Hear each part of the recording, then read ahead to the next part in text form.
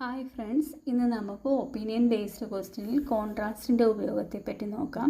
അതിനു മുമ്പായിട്ട് പ്രീവിയസ് 2 വീഡിയോസിൽ ഞാൻ ഒപ്പീനിയൻ ബേസ്ഡ് ക്വസ്റ്റ്യൻസിനെ എങ്ങനെ ടാക്കിൾ ചെയ്യാമെന്നും അതിൽ മോഡൽ വേർബ്സിൻ്റെ ഇമ്പോർട്ടൻസിനെ പറ്റിയും വീഡിയോ ചെയ്തിരുന്നു. അത് നിങ്ങളൊന്ന് കണ്ടില്ല എങ്കിൽ കണ്ടതിന് ശേഷം ഈ വീഡിയോ കാണുവാണെങ്കിൽ വളരെ യൂസ്ഫുൾ ആയിരിക്കും. ഇനി നമുക്ക് ക്വസ്റ്റ്യനിലോട്ട് കിടക്കാം. ഞാൻ ഇന്ന് ട്രാൻസ്ഫ്യൂഷൻ റിയാക്ഷൻ എന്ന മെറ്റീരിയലിലെ part C smokers right to surgery എന്ന ടോപ്പിക്കിൽ ഒരു ക്വസ്റ്റ്യനാണ് ചെയ്യുന്നത്. അതിനകത്ത് 16th question. In the second paragraph doctor Peter says that prioritising the patients. അപ്പം ക്വസ്റ്റ്യൻ ചോദിച്ചിരിക്കുന്നത് പേഷ്യൻസിനെ പ്രയോറിറ്റൈസ് ചെയ്യുന്നതിനെ പറ്റി ഡോക്ടർ പീറ്ററിൻ്റെ അഭിപ്രായം എന്താണ്, അല്ലെങ്കിൽ ഡോക്ടർ പീറ്റർ എന്താണ് പറയുന്നത്. ഇതാണ് നമ്മുടെ ക്വസ്റ്റ്യൻ. ഇനി നമുക്ക് പാരഗ്രാഫിലോട്ട് നോക്കാം. Almost 8% of breast reconstruction patients who smoke experience abdominal wall site necrosis compared with 1% of non-smokers. ഇവിടെ പറയുന്നത് ബ്രസ്റ്റ് റീകൺസ്ട്രക്ഷൻ ചെയ്ത പേഷ്യൻസിൽ ഏകദേശം 8% ഓഫ് ദ പേഷ്യൻസിൽ അബ്ഡോമിനൽ വോൾ നെക്രോസിസ് ഉണ്ടാകുന്നുണ്ട്. കമ്പയർ ചെയ്യുമ്പോൾ നോൺ സ്മോക്കേഴ്സുമായിട്ട് കമ്പയർ ചെയ്യുമ്പോൾ അത് അവരിലാണെങ്കിൽ 1% ഉള്ളത്.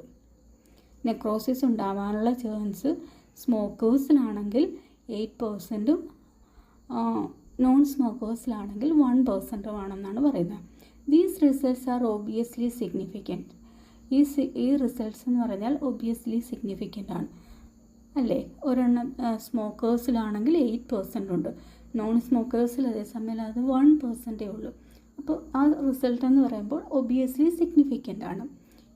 He believes that.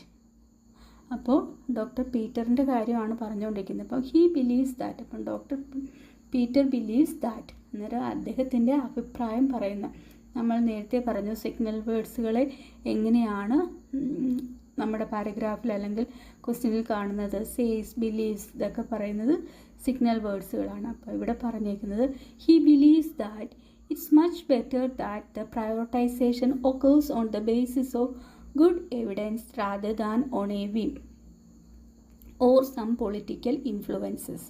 അപ്പോൾ ഇവിടെ പറയുന്നത് അദ്ദേഹം വിശ്വസിക്കുന്നതെന്ന് പറയുന്നത് prioritization occurs on the basis of good evidence.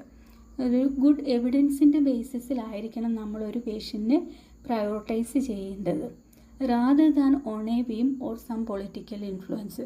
ഒരു പെട്ടെന്നുള്ള ഒരു ആവേശത്തിൻ്റെ പുറത്തോ അല്ലെങ്കിൽ ഒരു പെട്ടെന്നുള്ള ഒരു ഡിസിഷൻ എടുക്കുകയോ അല്ലെങ്കിൽ ഒരു പൊളിറ്റിക്കൽ ഇൻഫ്ലുവൻസിൻ്റെ ഇതിൽ നമ്മളൊരു ഡിസിഷൻ എടുക്കുകയോ ഒന്നും ആവരുത്. ഒരു ഗുഡ് എവിഡൻസിൻ്റെ ബേസിസിൽ മാത്രമേ പേഷ്യൻറ്റിനെ പ്രയോറിറ്റൈസ് ചെയ്യാവുള്ളൂ എന്നാണ് ഡോക്ടർ പീറ്റർ പറയുന്നത്. If there was a healthcare system that had everything patients need and want immediately, there would not be a problem.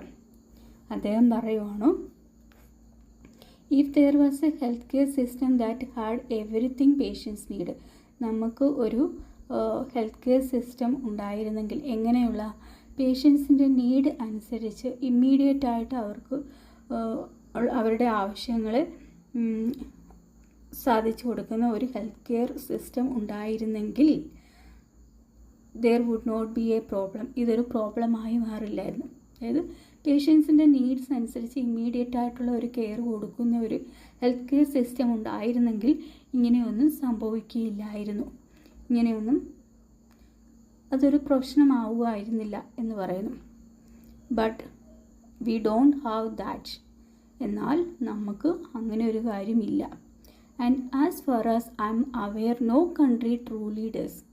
എനിക്കറിയാവുന്നിടത്തോളം അങ്ങനെ ഒരു കൺട്രി ശരിക്കും ഇല്ല, ഒരു കൺട്രിയിലും അങ്ങനെ ഒരു സിസ്റ്റം ഇല്ല എന്നാണ് അദ്ദേഹം പറയുന്നത്. You have to determine priorities, Peter says. അതുകൊണ്ട് അദ്ദേഹത്തിൻ്റെ അഭിപ്രായത്തിൽ എന്താണ്, പ്രയോറിറ്റൈസേഷൻ എന്ന് പറയുന്നത് വളരെ അത്യാവശ്യമായിട്ടുള്ളൊരു കാര്യമാണ്. ഇവിടെ നമ്മൾ നോക്കിയാൽ കോൺട്രാസ്റ്റ് വേർഡ് യൂസ് ചെയ്തിട്ടുണ്ട്, ബട്ട് എന്ന കോൺട്രാസ്റ്റ് വേർഡ്. അപ്പം അതിനുശേഷം നമുക്ക് കോൺട്രാസ്റ്റിന് ശേഷമുള്ള സെൻറ്റൻസിലായിരിക്കും നമ്മളുടെ answers. V don't have that. നമുക്ക് അങ്ങനെ ഒരു സിസ്റ്റം ഇല്ല എന്നാണ് ഇവിടെ പറയുന്നത്. ഇനി നമുക്ക് ആൻസർ ഓപ്ഷനിലോട്ട് നോക്കാം. ആൻസർ ഓപ്ഷൻ എ പറയുന്നത് ഈസ് അൺഫോർച്ചുനേറ്റ്ലി നെസസറി അല്ലേ? അങ്ങനെയല്ലേ നമ്മുടെ പാരഗ്രാഫിൽ പറയുന്നത്?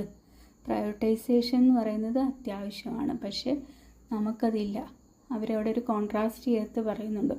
But we don't have that. അപ്പം നമുക്കത് ഇല്ല എന്നാണ് അവർ പറയുന്നത്, ഡോക്ടർ പീറ്റർ പറയുന്നത്. അപ്പം നമ്മുടെ ആൻസർ എന്ന് പറയുന്നത് എ ആണ്. ഇനി നമുക്ക് ബാക്കിയുള്ള ആൻസർ ഓപ്ഷൻസിനെ എങ്ങനെ എലിമിനേറ്റ് ചെയ്യാം നോക്കാം. Is less expensive in the long run. അതായത് പ്രയോറിറ്റൈസിങ് ദ പേഷ്യൻസിനെ പ്രയോറിറ്റൈസ് ചെയ്താൽ അത് ലെസ് എക്സ്പെൻസീവ് ആവുമെന്ന് പറയുന്നുണ്ടോ? അങ്ങനെയൊന്നും നമ്മുടെ പാരഗ്രാഫിൽ പറയുന്നില്ല. Should start at government level. Government ലെവലിൽ പ്രയോറിറ്റൈസേഷൻ സ്റ്റാർട്ട് ചെയ്യണം എന്ന് പറയുന്നുണ്ടോ? അങ്ങനെയും പറയുന്നില്ല. Has been shown to reduce the harmful outcomes.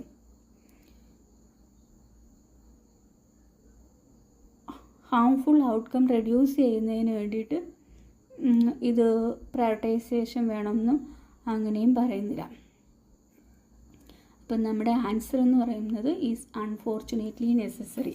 അപ്പം നമ്മളൊരു കാര്യം, if there was a health care system that had everything patients need and want immediately, അങ്ങനെ ഒരെണ്ണം ഉണ്ടായിരുന്നെങ്കിൽ എന്ന് നമ്മൾ പറയുവാണെങ്കിൽ എന്താണ് നമ്മൾ അവിടെ പറയുന്നത്? അങ്ങനെ ഒരു സിസ്റ്റം ഉണ്ടായിരുന്നെങ്കിൽ എന്ന് പറയുമ്പോൾ നമുക്കവിടെ തീർച്ചയായിട്ടും അവിടെ അങ്ങനെയൊന്നും ഇല്ല എന്നുള്ളതല്ലേ ഉദ്ദേശിക്കുന്നത്. We don't have, but we don't have.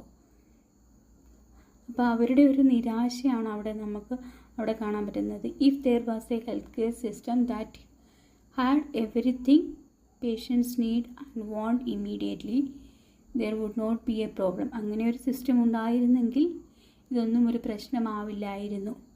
അതാണ് നമ്മുടെ ആൻസർ ഓപ്ഷനിൽ അൺഫോർച്ചുനേറ്റ്ലി ഇസ് നെസസറി എന്ന് പറയുന്നത്. ഇപ്പം കോൺട്രാസ്റ്റിൻ്റെ ഉപയോഗത്തെപ്പറ്റി നിങ്ങൾക്ക് മനസ്സിലായി കാണുമെന്ന് കരുതുന്നു. Thank you. ഹായ് ഫ്രണ്ട്സ്, ഇന്ന് നമുക്ക് ഒപ്പീനിയൻ